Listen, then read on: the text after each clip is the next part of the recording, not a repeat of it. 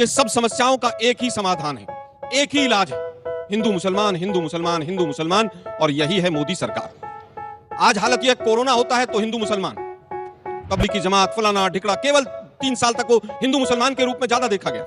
ये जानबूझ के ऐसा माहौल तैयार किया जा रहा है। नहीं जी, हम तो होली वहीं खेलेंगे जहाँ मस्जिद है। हमारे तो रामनवमी के जुलूस भी वहीं से निकलेंगे जहाँ उनके मस्जिद है। हम तो मस्जिद पर चढ़ेंगे, फिर झंडा भी उतारेंगे, हम तो वहाँ नारे भी लगाएंगे और फिर बाद में कहेंगे देखो हिंदुओं को परेशान किया जा रहा है। जो एएसआई सर्वे हो रहा है संभल के मॉस में, उसका क्या पर्पस क्या है? अगर वहाँ पे हिंदू टेम्पल के रूल्स मिलते भी है तो क्या करेगी सरकार?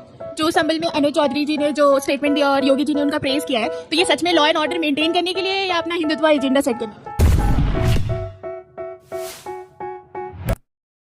बिहार में क्या हुआ, 20 साल के नीतीश कुमार के शासन में क्या हुआ, इन प्रश्नों से बचने के लिए ही कभी धीरेन्द्र शास्त्री जी को वहां उतार दिया जाता है, कभी श्री रविशंकर को, कभी आपके विधायक होली जुम्मा पर बोलने लगते हैं, तो कभी औरंगजेब पर। लाइन में कहना चाहूंगा, अपने वतन पर सदियों तक है रही हुकूमत गैरों की, लेकिन कुछ चेहरों पर अब तक धूल है उनके पैरों। अगर आज संभल में ही ऐसा हो रहा है तो आपको नहीं लगता कि और स्टेट्स के लिए ये बहुत खतरनाक प्रेसिडेंट सेट हो रहा है? और हमारे संविधान जब सेक्युलरिज्म की बात करता है तो ये कितना खतरनाक है संविधान के लिए भी। जो एएसआई सर्वे हो रहा है संभल के मॉस में, उसका क्या पर्पस क्या है? अगर वहाँ पे हिंदू टेम्पल के रूल्स मिलते भी है तो क्या करेगी सरकार?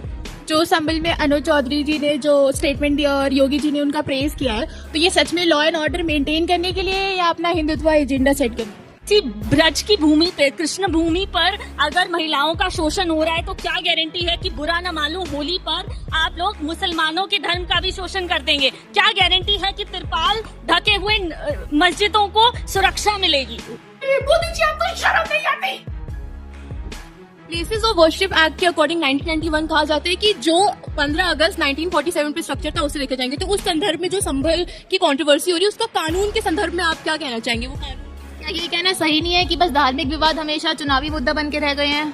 India is a secular country और जुम्मे के दिन होली है तो ये कम्युनल हार्मनी इंक्रीज करने के लिए भी तो यूज किया जा सकता है ना। Why is this a Hindu Muslim issue? हमारी गवर्नमेंट सेंसरशिप एक्ट प्रमोट करने को बोलती है, लेकिन वो विधायकों पे क्यों लागू नहीं होता? जबकि अच्छी बात है। जल्दी सबसे ज्यादा सवाल आपसे आए हैं, आप जवाब दीजिए।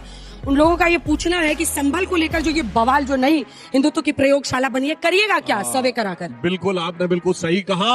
ये हिंदुत्व की प्रयोगशाला नहीं, संविधान के लिए खतरनाक प्रयोगशाला बनी है। जो स्ट्रक्चर एएसआई प्रोटेक्टेड मॉन्यूमेंट था, उसमें सरकार नहीं जा सकती, यानी सरकारी एजेंसी जिसकी मालिक है सरकार उसमें नहीं जा सकती। ये संविधान खतरे में है या संविधान काम कर रहा है? दूसरा, बस हवा निकल गई। Oh my God. पर आलोक जी, जो कि कांग्रेस पार्टी के नेताओं पर एक के बाद एक उन्होंने प्रहार किया और हज सब्सिडी से लेकर तमाम टैरिफ पर उस बच्चे का प्रश्न था। मैं सबसे पहले तो अभी इन्होंने कहा कि 1947 में आर्कियोलॉजिकल सर्वे ऑफ इंडिया का प्रोटेक्टेड मॉन्यूमेंट था, एएसआई डिपार्टमेंट बना 1958 में। लेकिन झूठ में कुछ भी बोलते चले जाते हैं। मैंने तुरंत निकाला कि एएसआई डिपार्टमेंट बना कब है भाई? एएसआई पहले नहीं था सर। अभी देखो एएसआई का प्रेजेंट भाई दोनों रेगुलेशन है। तो चलिए 58 के साथ सुन तो लीजिए। एक्ट 58 में बना और उसमें अमेंडमेंट जो पहला आया वो 1972। उससे पहले ताजमहल क्या था? बोलिए ना सर। यार अब सुनिए ना, ताजमहल क्या था वो छोड़ दीजिए। एएसआई डिपार्टमेंट 47 में नहीं था। वापस आते हैं।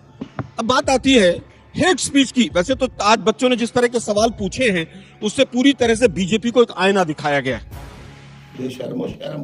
आप लोग जो एजेंडा चला रहे हैं उसको युवा पीढ़ी किसी भी रूप में बर्दाश्त करने को तैयार नहीं।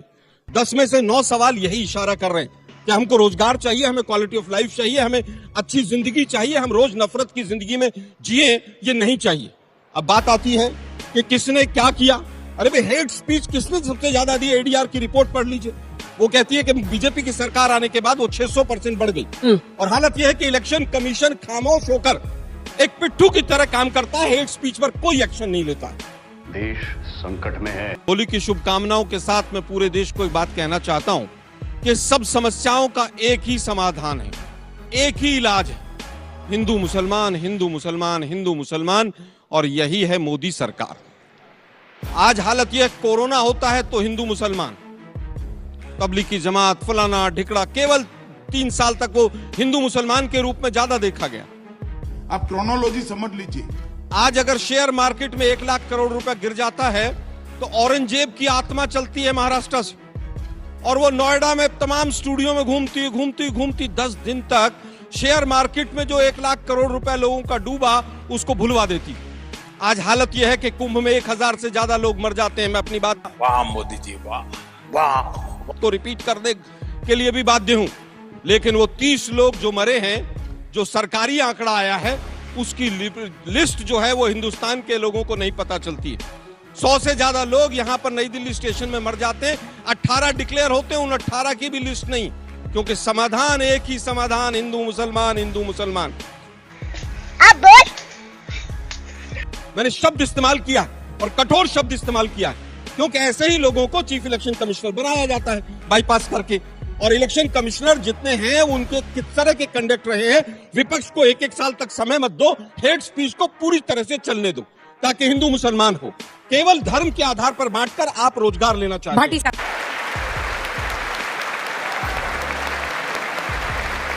चलिए आप केवल मुझे ये बता दीजिए कि दिल्ली देश की राजधानी है, अभी चुनाव हुआ, 11 साल में आम आदमी पार्टी ने तो बेड़ा गर्क किया ही। क्या मोदी सरकार ने एक कॉलेज बनाया? बच्चों आप बता दो उस कॉलेज का नाम जो मोदी सरकार ने बनाया हो 11 साल में, आप लोग बता दीजिए। एक हॉस्पिटल का नाम बता दीजिए, आप लोग कितने बैठे हुए यहाँ पर, जो दिल्ली में मोदी सरकार ने बनाया। मुझे क्रेडिट नहीं चाहिए, लेकिन विषय क्या होंगे? हिंदू मुसलमान हिंदू मुसलमान हिंदू मुसलमान। एक फेल सरकार है, विदेश नीति फेल है, अर्थनीति फेल है। ये वही मोदी साहब थे ना जो कहते थे कि रुपया जब गिरता है भाइयों बहनों मित्रों तो सरकार की साख गिरती है। आज हालत क्या है? किसकी साख गिर रही है? आज कितना कर्जा देश के ऊपर बढ़ गया? जो कर्जा बढ़ रहा है उसका ब्याज देने में हमारा कितना रुपया डॉलर्स की तुलना में जा रहा है? जो प्रश्न थे उन सब पर जवाब महंगाई दर कितनी है भाई? विकास की बात महंगाई तो है ही नहीं। अरे कौन भौंक रहा है ये बदतमीज? मेरी कितनी है बोलिए ना। है ही नहीं। अरे बोलिए ना। मैं कह रहा हूं है ही पता नहीं आगे यहाँ बेरोजगारी है ना महंगाई 3.61% है जो पिछले 5 साल में 80 करोड़ लोगों को राशन देकर देश को चलाने का पीठ थपथपा रहे हैं आप लोग। 100 करोड़ लोग केवल जरूरत की चीजें खरीद रहे हैं आज की तारीख में। आज बड़ा सवाल है, कहते हैं महंगाई नहीं, कितने स्मार्टफोन कहते बेरोजगारी नहीं। बोलो कितने स्मार्टफोन देखिए जरा एक जाके 84 करोड़ मैं तो अभी स्मार्ट सिटी से ही आ रहा हूँ। 100 स्मार्ट सिटी बन रही है, मैं स्मार्ट सिटी से ही आया हूँ। देश की राजधानी में 1-1 महीने तक स्कूल बंद करने पड़ रहे हैं पॉल्यूशन की वजह से। लेकिन हर मुख्यमंत्री समस्या योगी का समाधान आदित्यनाथ ने हिंदू तो मुसलमान। भाटी जी ये भी कहा कि भगवा मैं पहनता हूँ, मेरे ऊपर सब उंगली उठाते हैं, लेकिन एक दिन वो भी आएगा जब पूरी दुनिया भगवा पहनेगी। तो उनकी लाइन लेंथ तो एकदम क्लियर है। ये सब दोगलापन है, मैं तेरा दोगलापन उतारता हूँ। पैनलिस्ट है, उनसे ज्यादा समझदार आगे ऑडियंस बैठी हुई है। आपने जो सवाल पूछे उनका सार ये मेरी समझ में आया कि हिंदू मुसलमान की समस्या है नहीं, ये बनाई जाती है, ये कृत्रिम रूप से तैयार की जाती है। इस देश में कितनी बार जुम्मे के दिन होली पड़ी है और शांति से मनी है और समझदारी से मन जाती है, और होली तो 1 बजे तक लगभग खत्म हो जाती है और नमाज 1 बजे के बाद होती है। ये बड़ी अच्छी बात कही आप। ये जानबूझ के ऐसा माहौल तैयार किया जा रहा, नहीं जी हम तो होली वहीं खेलेंगे जहाँ मस्जिद है, हमारे तो रामनवमी के जुलूस भी वहीं से निकलेंगे जहाँ उनकी मस्जिद है, हम तो मस्जिद पे चलेंगे, फिर झंडा भी उतारेंगे, हम तो वहाँ नारे भी लगाएंगे, और फिर बाद में कहेंगे देखो हिंदुओं को परेशान किया जा रहा है।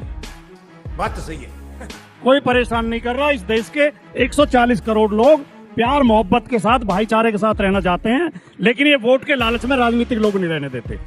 ये मैं केवल इतनी अपील करूंगा। अंजना जी आपने जो सवाल पूछा उसका जवाब भी यही है। ऐसे गैर जिम्मेदाराना बयान उत्तर प्रदेश के जैसे बड़े राज्य के मुख्यमंत्री को नहीं देने चाहिए। कभी वो 20-80 की बात करते हैं, सारे लोग भगवा पहनेंगे, यही तो औरंगजेब चाहता था।